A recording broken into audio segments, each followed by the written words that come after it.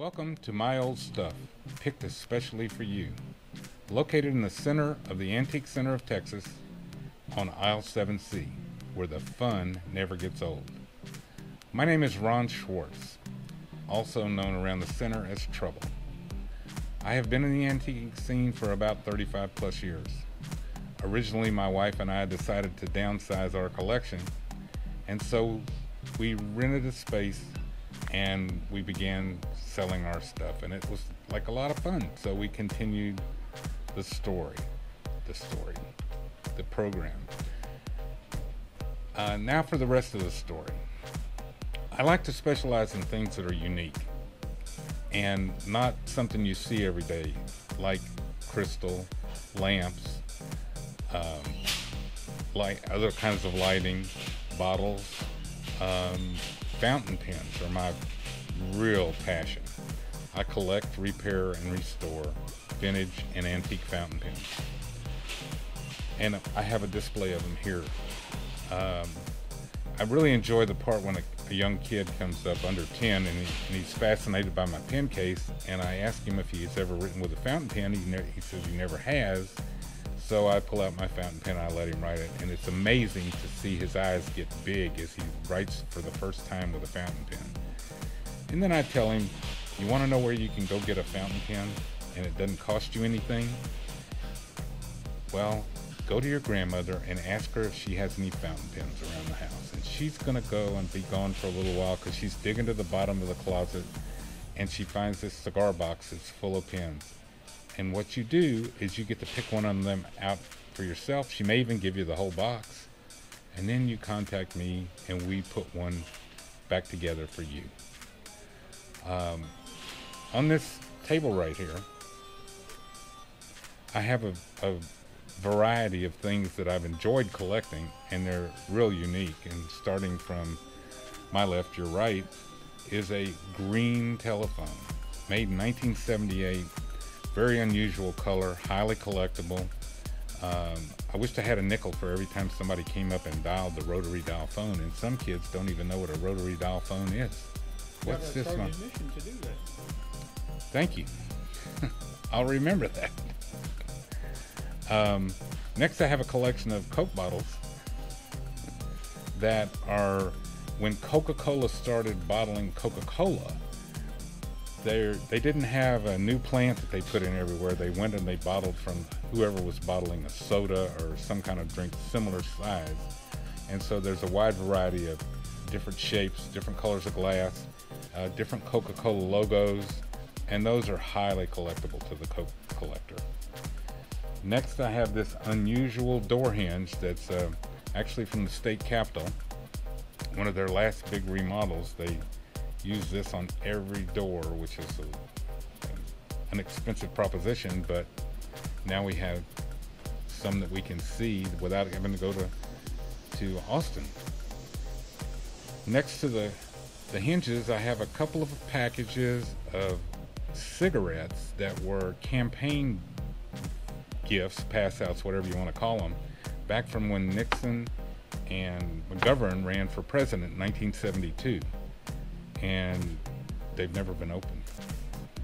In front of the cigarettes, also from 1972, is a 1972 Braille Playboy. It has no pictures, only dots, and it was required by the federal government to be printed in 1972 because Playboy was discriminating against blind people.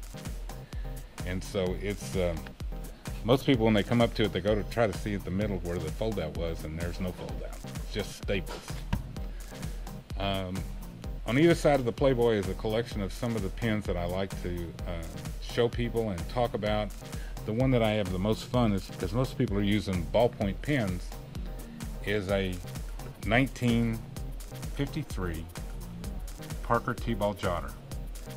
It was made out of nylon, and it has a ribbed barrel, which was supposed to be for gripping, but the people that were the sales team for Parker at the time said, we can't sell that because there's no way to put advertising on that thing.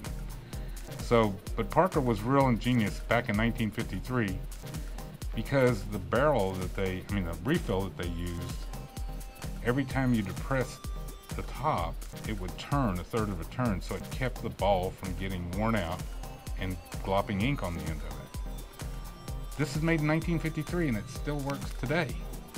And it's very similar to the ones we see today, other than the fact that we have a metal tip on here and a smooth surface. But do you know anything that's been made in 1953 that's still working? Next to it is a set of Parker 61s, which is a very unique pen. The way you fill it is you unscrew the barrel and you insert this into the ink bottle. And for about 3 minutes, it will draw the ink up into this section. You let the ink drip off of it, you put the barrel back together, you don't get any ink on your fingers, and you write another 5,000 words. This is a Parker that was from about 1930. Completely different mechanism. I'm amazed at some of the decorations that they put on these older pens, and also the size of the nib. This is gold. This is gold. This is gold. And it's a very nice writing instrument, particularly for a man. They make a smaller version for a woman. Man. But it's a very nice pen. And nowadays, there are a lot of guys that turn fountain pens. And so this is a piece of acrylic, a block, that they turn on a lathe, and then they machine it so that they can put these pieces together, but it becomes a nice writer. Nice fountain pen in your hand. Colorful. On the other side of the Playboy, I have this Esterbrook. Esterbrook was made in the early 50s initially. Actually, it was before that. They made dipping pens probably in the early 40s. But the fascinating thing about Esterbrook's is when they first came out, they were $1. And a lot of them are still in very good condition today. The nibs are interchangeable, so that if you didn't like the way that one wrote, you can pick one off from here on a number that you like, and it shows you how that pen writes. And then you buy it and you go on to whatever's next. I would like to thank you for watching the video and encourage you to subscribe to our website, which you can get that information at the end of the video. But if there's something that you see in my booth that you would like to know more about, feel free to contact me via email, phone, or whatever. That information is also at the end of the video. Thanks again.